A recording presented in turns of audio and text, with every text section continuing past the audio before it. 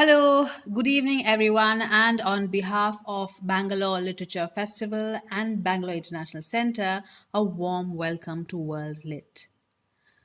WorldLit is the Bangalore Literature Festival's digital literary platform where we bring to you live stream sessions, video interviews, and podcasts with leading international and Indian authors. WorldLit was launched in June of this year, and we've had some great conversations on this platform with the likes of Anthony Horowitz, Pico Iyer, Tracy Cavalier, Jonathan Drury, Deborah Mogach, Sophie Hanna, among others. It is exciting to watch this platform evolve, and we hope to see many more stellar authors and conversations in the days to come. Today, we are delighted to bring you what promises to be a lovely conversation with Romesh Gunesekera and Salil Tripathi, two much feted and celebrated authors.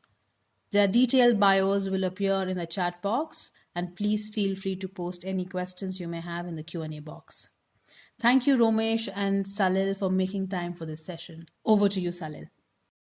Thank you so much, Lekha, and thank you again, and hello to everybody in Bangalore. It feels very weird to say that you are in Bangalore when you're not really in Bangalore, but that's the world we are in, and it's always a pleasure to talk to Romesh. We have known each other for close to 2.5 decades, 3 decades maybe, when we first met. Oh, don't make it sound so long and so ancient. It was mid-90s. It was mid-90s when I think the Reef had come out, and you were in Singapore, and I was a young reporter then, and you were a young writer then. And we had a conversation about Reef in Singapore, and you said some very interesting things that have stayed with me over the years. So I'm going to probably allude to some of those things. And one of those was that the ultimate virtual reality is book. And as I look back, and then we had a conversation again, I think in Lahore in 2015, about Noontide Toll when that came out. That was also face-to-face. So we keep meeting in places that is neither your nor my birthplace, and not in London where we live, where I lived for a long time, and you still are. And we've met in other places. And this is a virtual meeting or a real meeting. So it's entirely up to us to make it seem as real as possible, is what I want to say at the outset. We are all figments of someone's imagination. Absolutely. But speaking of imagination, that was my first question, actually, related to what you had said then, because that was when internet was still very new and people were still learning how to play games, on all their Pac-Man and things like that, and Tetris and all of that, and then the card games. I can't play a card game in real life, so I can't even say any of those on the internet. But having said that, you did say that the ultimate virtual reality is a book. If you're sitting with a book, then you don't need these gadgets. And now you are in a lockdown situation, you are at home, people were saying, I'm going to max myself on Netflix and I'm going to see this and that. But if you have a good well-stocked library, I see one behind you, there's one behind me, you don't need anything else. Is that fair? I think that's fair. I think it's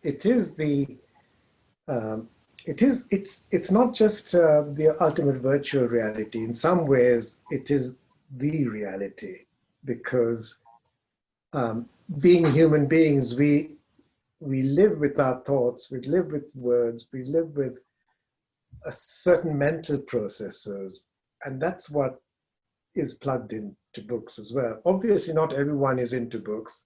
I'm very well aware of that. We are a minority in the world, actually, people who live in books, or who like books, who love books, or and so on. But increasingly, most of the world, large parts of the world anyway, are involved in this negotiation with reality through the medium of words, and particularly the written word, whether it's on a screen or any other form. Now, and I say that, I'm sure I said this when we last met as well, but it's still not everybody in the world, because there's huge parts of the world, huge populations that are not yet literate, don't have the access to education and everything else. But increasingly, I suppose people are negotiating the world through words. And the book, it seems to me, is this amazingly designed machine that contains this information in a way that is incredibly accessible. And it is the ultimate, to me, it's what, as long as we have language, it is what's going to survive. All the other things do get obsolete. Whereas the book can, a fragment of a book can survive 2,000 years and you'd still be able to access it if you have language. Whereas just yesterday, I discovered one of my old computers, which I had kept, one of those big computers that dealt with Windows 98 or whatever. I thought I'd keep that just to look at Pac-Man or whatever. And I tried to switch it on and it wouldn't work. I opened it up and I realized parts were corroding inside and it just won't work. And so the technology is time bound in a way that the book isn't. Right. In fact, I did my graduate work here in the US many years ago, and we had a very good bookstore at my college. Like all college bookstores tend to be really, really good. And at the back there was a beautiful quote, and I was just digging it out right now as you were speaking because it resonates with some of what you're saying. And this is Barbara Tuchman writing about books, and this is what she said, and I think there's a lot of wisdom in it. That books are the carriers of civilization. Without books, history is silent, literature dumb, science is crippled, thought and speculation are at a standstill. Without books, the development of civilization would have been impossible. They're engines of change, as the poet said, windows of the world and lighthouse erected in the sea of time.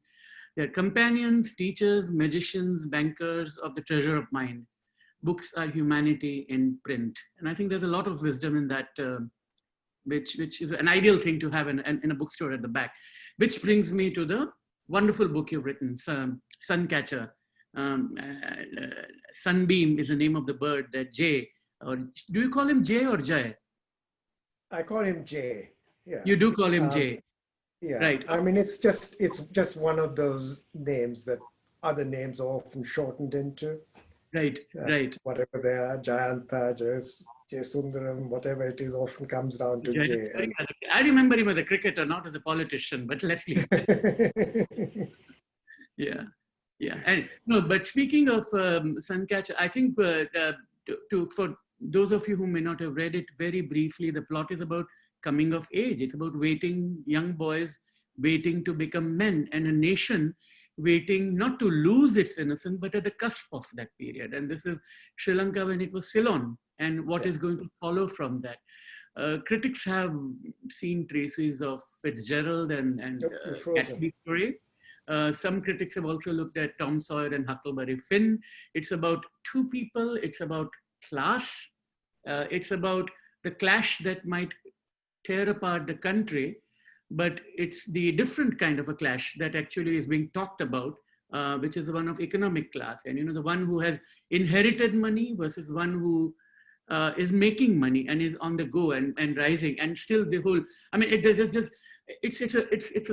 it's a short novel, about 300 pages, but it packs so much into it and it contains so much of Sri Lanka, and you learn so much about the place without it being in your face. So first of all, congratulations. But I wanted to tell us a bit more about what brought you to the novel and how it came about. Okay. Sounds like an easy question, but it's really the most difficult one to answer. I missed a little bit of what you were saying because it got frozen a bit, but it doesn't matter. I think I got the gist of what you were saying. So how did I come to write it? How did it arrive? Well, it's an important novel for me as a writer, because in a way it's the novel that I've been kind of wanting to write or waiting to write or trying to write probably ever since I started writing imaginatively, writing fiction or even poetry. Even when I was like 15 or 16, when I started writing stuff, as I would say, I wanted to write about the loss of friendship, really. That was, I think, what was at the heart of it. The idea that something could be tremendously important at a point in your life, particularly in your young life, and particularly friendship, and it might disappear. And the ramifications of that. So that was, I think, really at the core of it. And I've said this elsewhere. It's partly because I did lose my closest friend in a very, very different way from anything to do that I write about. Yeah, we won't mention what happens in the novel. Yes, we won't say anything about any of that. But the idea of loss, the loss of friendship, I think, was there. But I really didn't know how to approach this, I suppose. So maybe, in some poems that I've written, certainly even in some books, I mean, people talk about, say, Reef being about a sense of loss. And maybe that comes from this desire that I always had. But I hadn't a way of writing about that. And I wasn't going, I was kind of leaving it on the back burner for ages. And then, like often happens for me anyway, one book leads, in a sense, to another in a kind of, I'm not sure whether it's a kind of issue of physics or chemistry, one of the two. So when I finished writing Noontide Toll, the book you mentioned a moment ago, which was, for those of you who haven't come across it, it's a book set in the immediate aftermath of the war in Sri Lanka. So it's set in the sort of 2010, 11, 12, that sort of period. It was written then, very much focused on the history of that moment. And I kind of wanted to write almost in reaction to that, to go to a period before that long, long tragic war happened. So going back at least 30 years to a different world of Sri Lanka, to see what it was like, and also to see whether the future was somehow in there. So that took me to the idea of writing a book set in that period. And that made me think that this might be the moment to try and write about the sorts of things that I wanted to write about probably, 40, 50 years ago even. And then I kind of started writing a story about friendship and the awakening of friendship, I guess. But as I set the story in a particular moment in time, and as I began to learn more about that moment, and partly negotiate my memory of that period, as well as what I was trying to learn about it, I realized that it was also could be a moment of political awakening. And so the politics and the friendship kind of merged together in this story. And so that was the kind of timing for it. And then, it's obviously, because it's a period that we can't go back to in physical terms, it's an imaginative journey as well. So we go back to that virtual reality, to create this virtual reality. 1964 in Ceylon, as it was known then, and the world that was there, and how it connects. No, that's an important year, and just to give some, not to simplify the plot, because it's outwardly a very simple plot, but there's a lot of richness in it. And correct me if I make it too simplistic, but it's two families basically. It's the Alvis family, which has landed property, plantations, coconut plantations, and so on. A brother and the father and the cousin, very, very wealthy, and the mother who's seen floating around in a kaftan looking like Cleopatra in a Hollywood set, Sonia. And there is this other family, and it's not rich and poor. I mean, it's not a classic Bollywood type of a divide. I mean, the other family is actually middle class and aspiration. Labor ministry, I think here, the father is a bureaucrat in a government department and a Trotskyite and loves to bet on horses. And the mother is with Radio Ceylon, which of course we, growing up in India, listen to it every time for the Bollywood songs, which we used to get on that, Binaka Gitmala and all that. And their son is Cairo. Cairo, not necessarily from Kairos, but Cairo from the Egyptian capital, because the father is an admirer of Nasser, the president of Egypt at that time. And Cairo is looking up to this son of the Alvises, Jay. And he wants to be like him. He wants to be him in a way. and there's a girl in the picture, and then there is another young boy who's Tamil, and that's like the Three Musketeers scenario, isn't it? All for one, one for all. Can you talk a little about that friendship? Because it's not only class, but also ethnic divide. You're trying to, but the beauty of the novel, as I see it, is that you allude to things, but you don't make it in your face.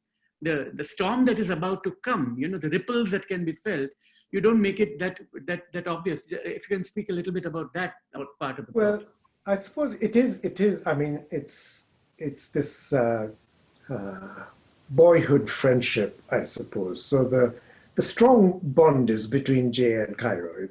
They're the two friends, but it is a friendship that I think many people would recognize. Not necessarily everyone has, but it's a friendship where there is an imbalance, perhaps, of maybe power. So it's partly a kind of mentoring friendship. And Cairo is kind of, you know, it starts with almost adoration towards Jay as this figure who can do everything. And then recognizing that actually Cairo himself has a contribution to make to this friendship. There are things that Jay can't do. His empathy is with the natural world, you know, despite his wealth and everything else, he does have this streak of, I suppose, sensitivity towards the natural.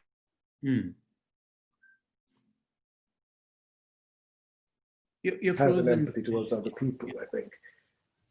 And so that's where the two are. But as you say, you know, there's a third boy who joins them, but is kept on the periphery of this friendship. Though Cairo doesn't always know, and suddenly sometimes it seems like Jay has quite a close friendship with the other boy, which he kind of resents a little bit.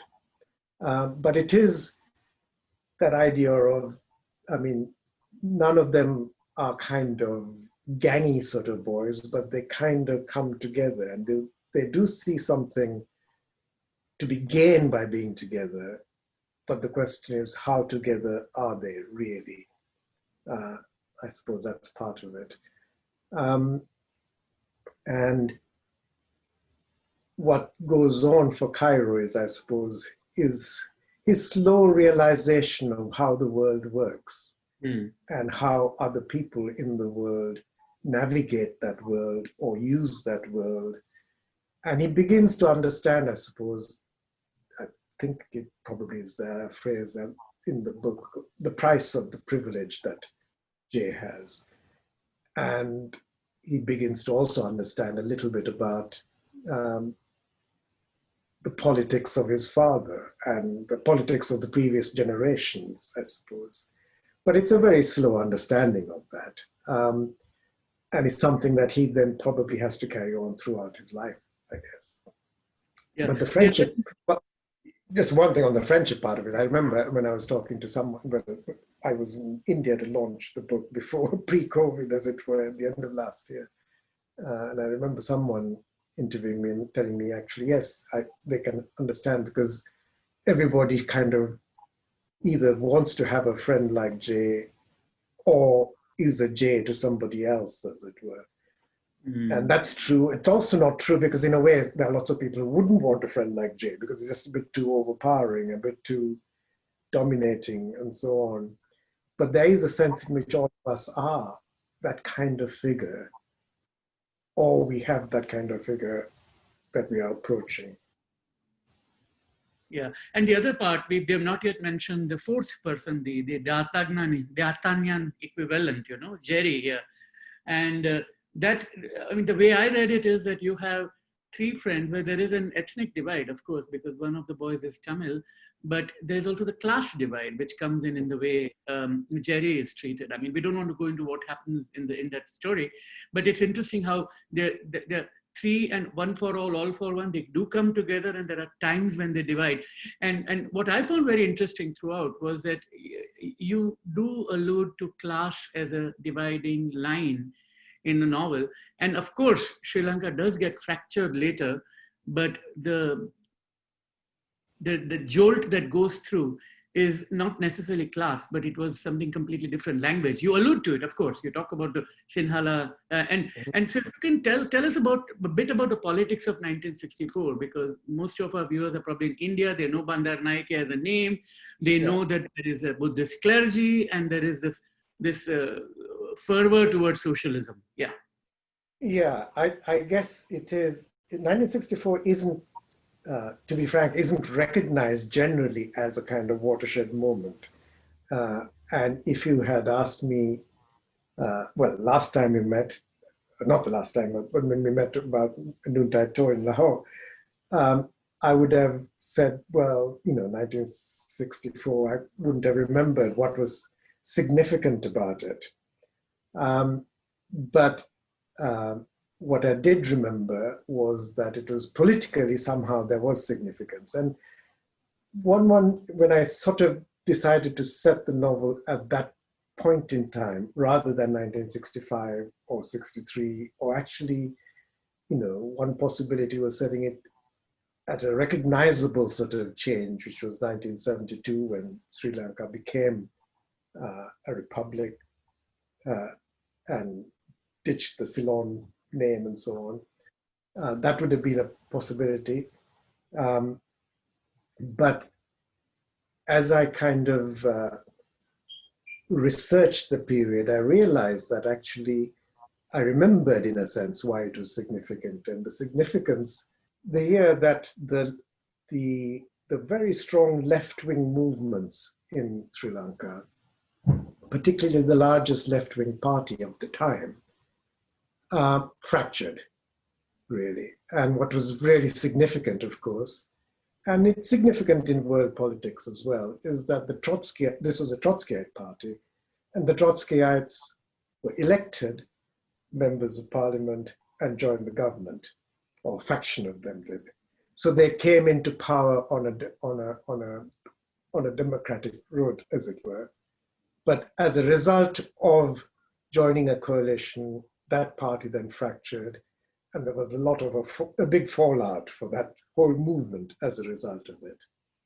And in a sense, left-wing politics changed completely from that year onwards. So that was the significance of it. But what struck me, what was really interesting when I was writing the book and thinking about this, was how similar it was to our own era of the political shenanigans, the way power was being moved around, the way MPs would cross the floor, join from one party to another, the sense of crisis all around, the sense that the government might fall, might win. At the same time, there was as part of this process, there was a lot of hysteria about the media. There was an attempt to, in a sense, clamp down on press freedom. The clergy, the Buddhist clergy, was very, very vibrant then and very political, flexing their muscles, if you like. Education was in chaos. Schools were being closed down and so on. So there was, in a sense, the world that people inhabited was probably not unfamiliar to the one that we are in now. Right. Yeah, and so that was very interesting. But the main thing was the political change, as to the paradigm, if you like, of politics changed that year.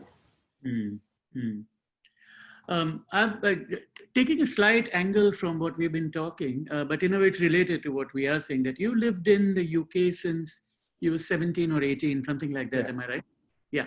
So you spent a large part of your life in Britain, and it's Sri Lanka that you keep coming back to. And I recall from our early conversation that you also spent part of your childhood in Philippines, and in the match, the book about cricket. There's a famous expat versus the match between the Hong Kong and Manila expat, the cricket match that you write about. Sunny Fernando, I think is the name. And that's it. That young girl who lived at home, right? I mean, who bats brilliantly, the neighboring girl, or I'm just trying to remember now.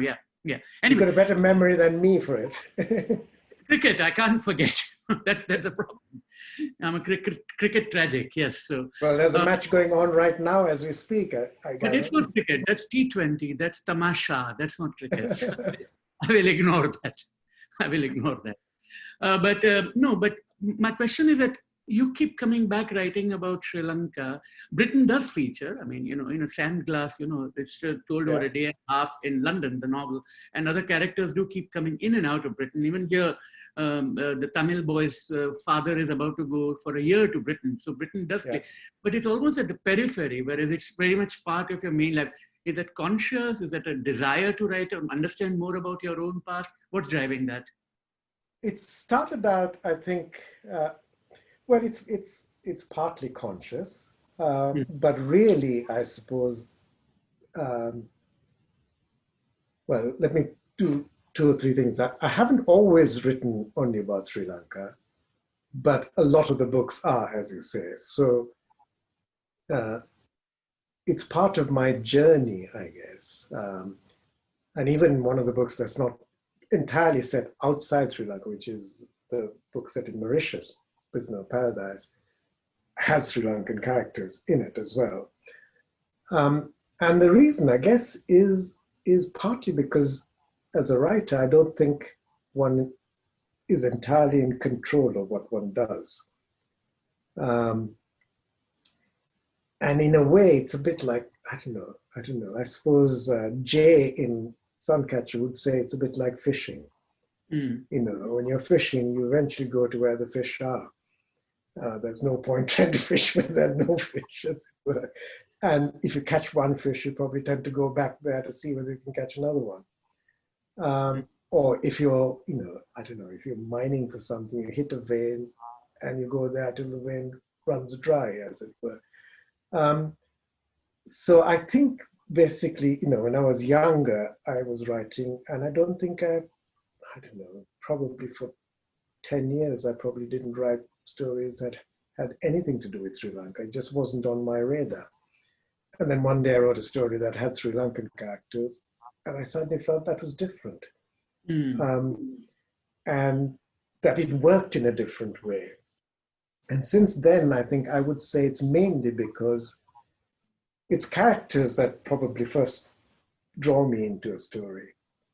And the characters that I've come across, I've enjoyed their company. So I kind of stayed with them. I think the locations can change. And what I'm writing since the last book will be following characters living in all sorts of other places. But the link with Sri Lanka will probably still be there in a strong way. But it's sort of slightly out of my control. At some point, it'll go in a different direction. Right. You refer to fishing, and which kind of ties in and gives me the segue to the next question that I had thought of, which is about the fact that wildlife and birds and aviaries and reefs in reef itself, the natural world plays a fairly important role. I've talked about two books here, but I'm sure if I were to look at your work as a PhD student, I'll probably find many more references. So, and in a way, you're ahead of the curve, writing about climate. Amitabh Ghosh wrote that Great Delusion a few years ago, where he talked about how the crisis that nobody's addressing from the world of fiction and writing tends with the climate one. And you have not taken it head on, but in an oblique way, because you are that kind of a writer. You have been. So is it again a conscious thing, or does a natural word speak to you? Well, I think it probably does speak to me. And I can come at that in two ways, I suppose. In a way, if you take Suncatcher, there's quite a lot of me in both those boys in that story. It was only after I wrote that book, I suppose, I realized just how lucky I have been in my past to have lived at a time when access to that natural world was somehow easier. So even though I was a town boy, if you like, I'm from Colombo, I grew up there, I did spend a lot of time outside Colombo. I was regularly out in that natural world, if you like. And of course, Colombo in those days also was much more of a garden city, as it were. But so I've had that access and that appreciation of that world. But the rest of it is also it kind of intuition, I guess. When I wrote Reef, I guess, I was writing, it turned out to be a book about a marine biologist, someone interested in reefs and so on. And certainly that wasn't something that was written about or talked about much in the literary world, if you like, or any other world for that matter. And I kind of, as it turned out, obviously, that concern with the reef and the erosion of the reef and what we were doing to the reef and the damage it was causing was something that's there, it's palpable in the book itself. And of course, it turns out, that was in 1994. So, 10 years later, there's a tsunami that has this terrible effect on Sri Lanka. And undoubtedly, the effect is amplified by the fact that the reef had been so damaged in those coastal areas. It would have provided some protection, and it didn't. So I guess that was, when you write a book, you are trying to distill what's going around in the world.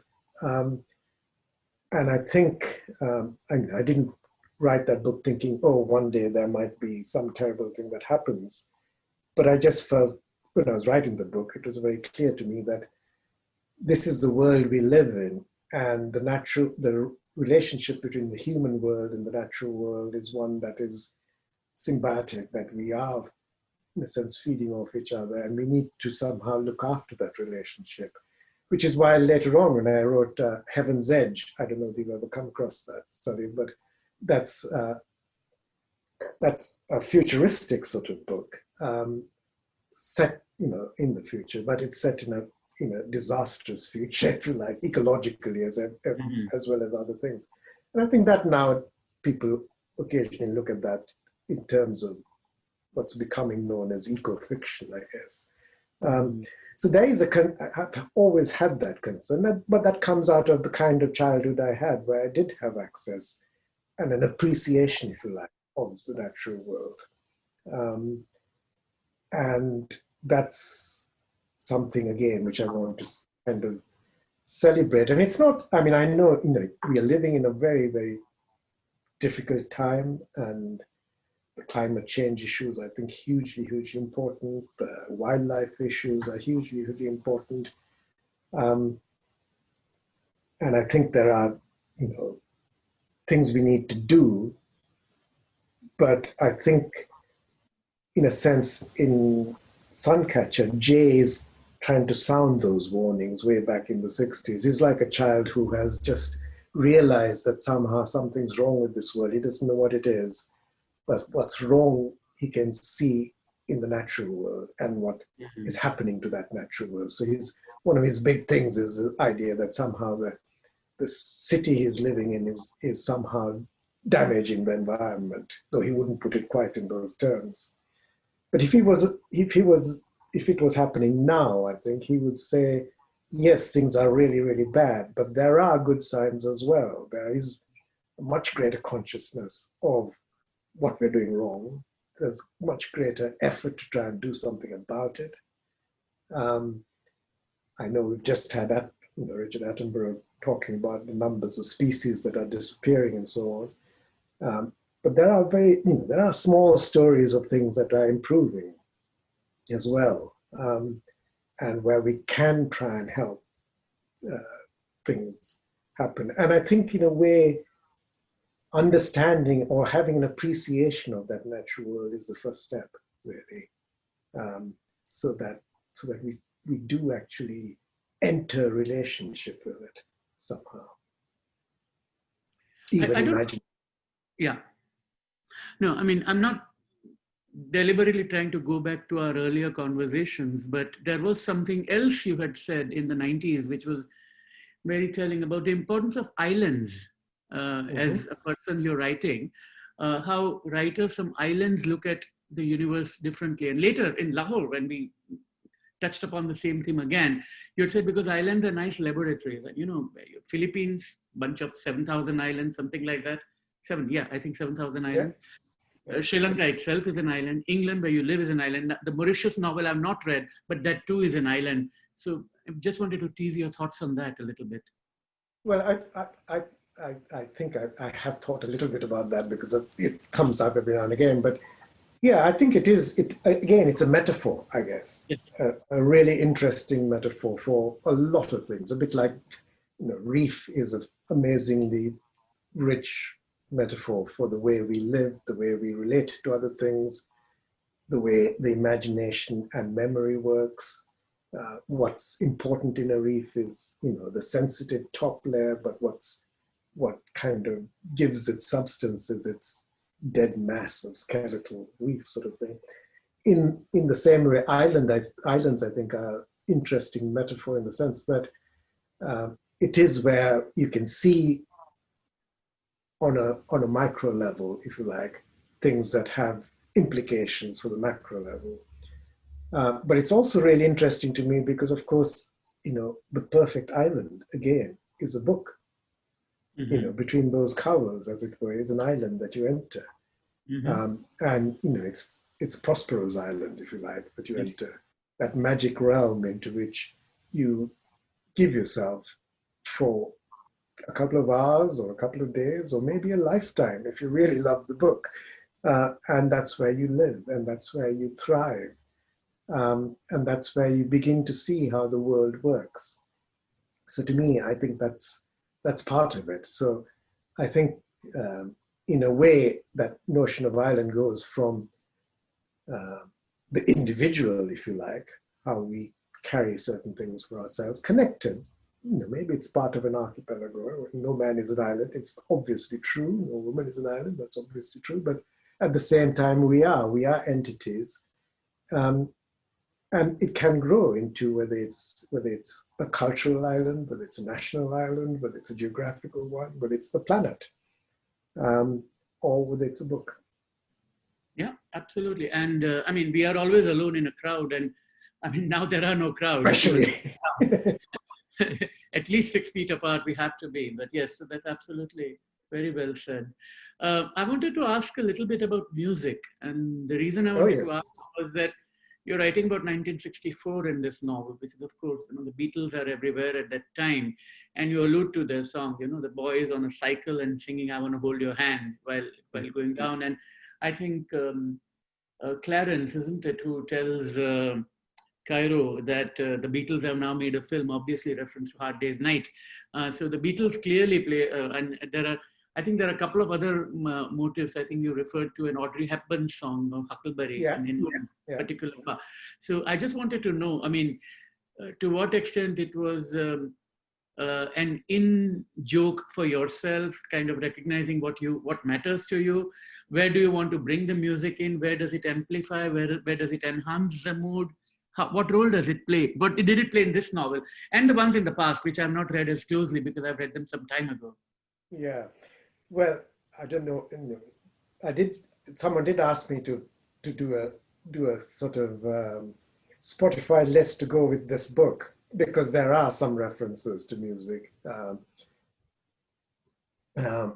Beatles obviously are there, but I think the one I was thinking of when I was writing the book, when I came up with the idea of the title Suncatcher, was the song that Jerry and the Pacemakers had. It was a hit called Don't Let the Sun Catch You Crying, which is a bit of a mournful, sad song, but it gets a mention somewhere in there. But it's there like as a sort of background song as well, which was a hit at the time.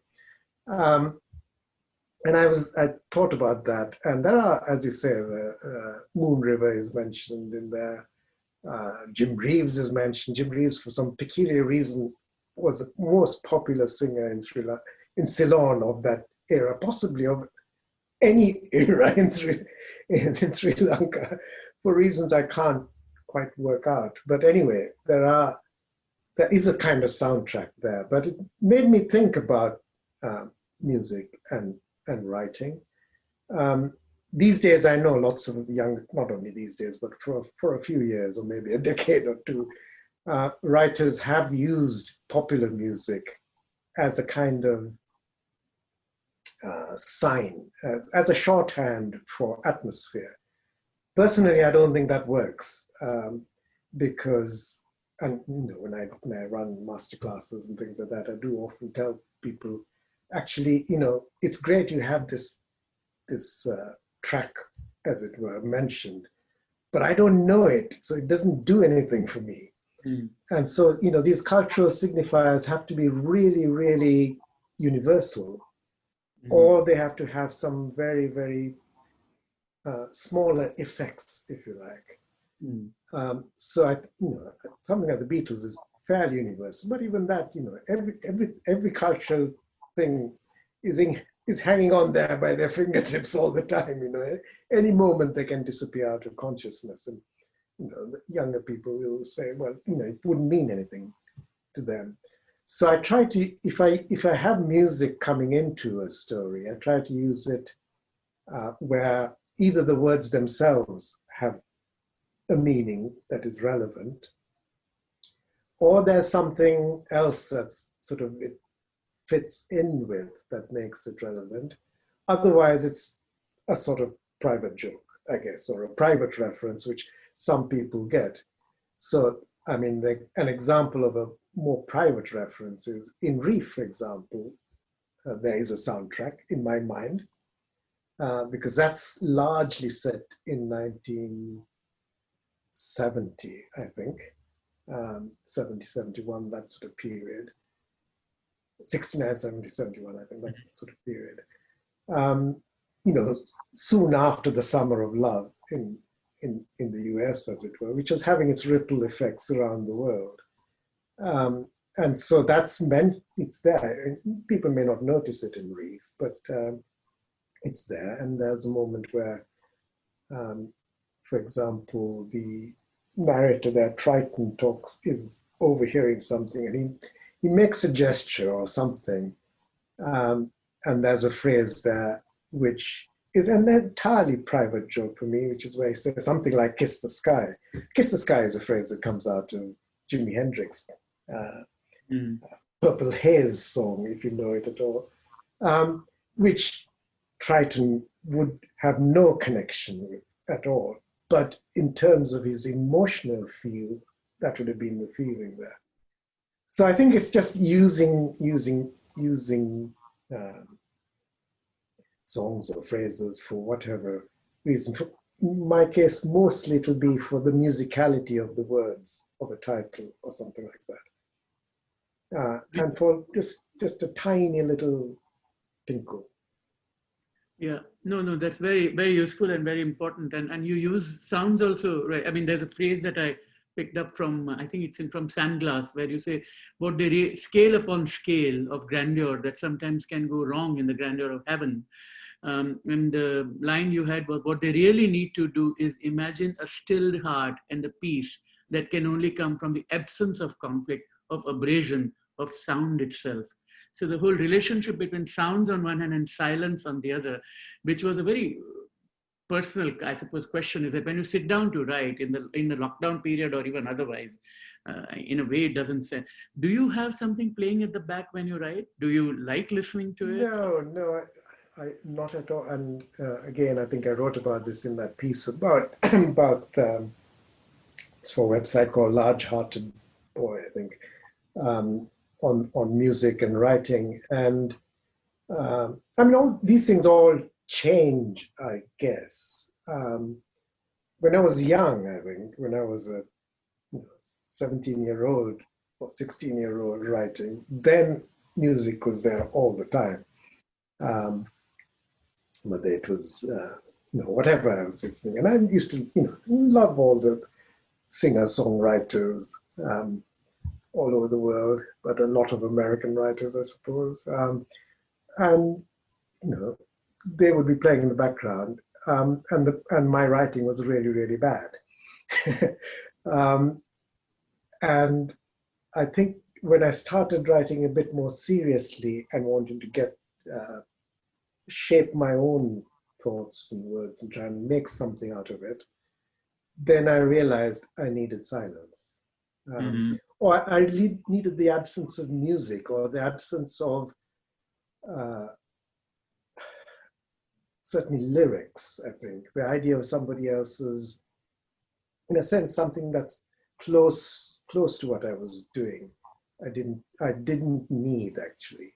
And music is very, very powerful. I think it's an incredibly powerful art form, and it does control you hugely. And that I wanted to be free of when I'm writing. So even now when I'm writing, I don't have music. I don't mind if there's and as there quite often is, a hammer drill going on outside on the road. I can handle that. But I wouldn't be able to handle particularly a really good song. The only variation on that would be maybe when I'm kind of not even editing, but really putting a manuscript together, doing the more administrative parts of writing, working out the layout or something. Then I don't mind having music, but I would want that music to be one that is really less intelligible to me. So music in a different language is okay. Or, something very classical and architectural, like Bach or someone like that. Yeah. I was going to ask about Bach, but there you said it. Yeah. Sheer mathematics of it, and that. Yeah, and also I mean, it's also because a friend of mine I know quite well, used to talk. A musician has talked to me about Bach so much that it's there in my head as well. But there's the mathematical part of it, but even his actual scores are graphically quite interesting. They're like writing. It's a very interesting shape and form. But also, funnily enough, actually growing up in the 70s, late 60s, 70s, Bach was also very popular among the alternative lifestyle as a thing, somehow it was the architectural part of it. Yeah. Yeah. I'm not sure, but it wasn't around the same time that cult book was written, Godel, Escher, Bach, which goes into the mathematics, the philosophy, and music. And yes. It may be around the same time because a lot of us were reading around in the late 70s, I think. I'm not sure. Can check up, but this is not the time to do that. We have about 12 minutes, I believe, because we do have a hard stop, I'm told. And I've already seen 3 questions, so why don't we take those first? I do have some more questions, but I think I've spoken enough. So yeah, let's do that. Okay. Amar Kumar, and his question is that the language in the book is beautiful. Is the prose the result of careful crafting, or is this how the first draft gets written? I mean, how often do you revise? Yeah. Oh, I wish it was the first draft. No, I revise a huge amount.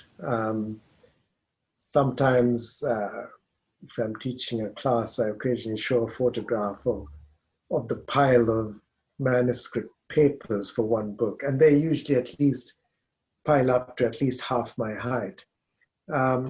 So every book tends to have many versions. But sometimes, the right sentence does come out and survives all those revisions. And, there's a lot of luck in this as well. Some books take years and years to write because I keep going over and over and changing every single sentence. Other books, Noontide Toad, for example, was very, very quickly written. But in a sense, it was easier because it was a one voice telling the story, and it was just becoming that person. But yes, I think the difficult thing about writing is that it takes an awful lot of effort to make it seem effortless, and it needs to be seen that way. But that's part of the magic you're trying to conjure up, I guess. But yeah, it's also, in this book particularly, slightly linking that to the music thing, in a sense, I was also quite conscious that I wanted this almost to work as a piece of music. So the words had to be like notes. They had to be in the right place to make a certain, almost to make a sort of sound. And I don't know, I don't expect any reader to read it in this way, but if one was reading it very carefully, you would notice certain phrases reappearing or certain images reappearing. But to me, that is the same way as a phrase in a symphony would reappear to create a certain sort of music. And I'd almost forgotten that when I'd finished writing it, but it was only a few months ago I did the narration for the audiobook. So this is the audiobook that I've actually said aloud every single syllable in it, and in a very short period of time, as it were, over 2 or 3 days. And so that reminded me again that I did want it to work as almost like a piece of music. But yeah, it takes for me, it takes quite a lot of refining to get the words in the right order. Right. There's a question from Nandita Bose here, thanking you for an amazing book. She's curious, do you identify as a subcontinental writer? Do readers in Sri Lanka and the neighboring countries respond more authentically to your work? How is the reception in Britain among the non-South Asian audiences, for example, when you speak, as against being at a festival in Gaul or Jaipur or in Bangalore for that matter? It's a difficult one to answer. I mean, I think it does. Different people will respond to different aspects of it. I think I think readers in India or in Sri Lanka, neighboring countries, have a certain relationship with that material because of, it's a bit like the music. If you know the music, if you've heard the music that's been referred to, you will have a certain sort of response. If you've never heard that music, you have to have a different response. And in a way, my kind of, the way I want to write is I want to make each sentence, as well as the whole book, meaningful to someone to whom the material is familiar. Say the image is familiar, in which case I want them to have the pleasure of that recognition. But if it's not familiar, I want them to have an equal pleasure, but it'll be a pleasure of discovery. And to do both isn't easy, I don't think, but that's what I strive to achieve, really. No, that's very well put. The recognition and the discovery, which is what we are after. That trying to get. In a way, that's what we look for in a book. Actually, if it's all familiar, we're not interested. If it's all unfamiliar, we're not interested. But we want to feel that it is. And it takes me really right back to the beginning. Your virtual reality question. What is this amazing thing that we like in fiction? And I think what we like is the fact that it's both real and not real.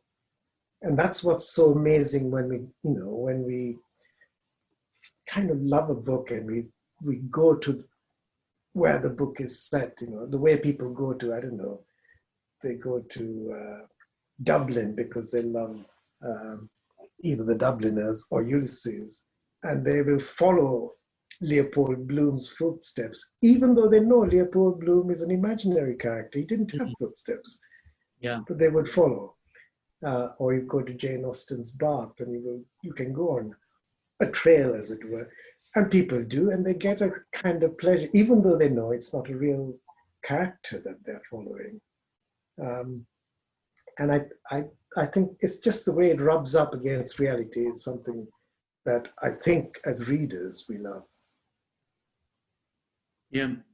Disha Shankar has a question which is about memory.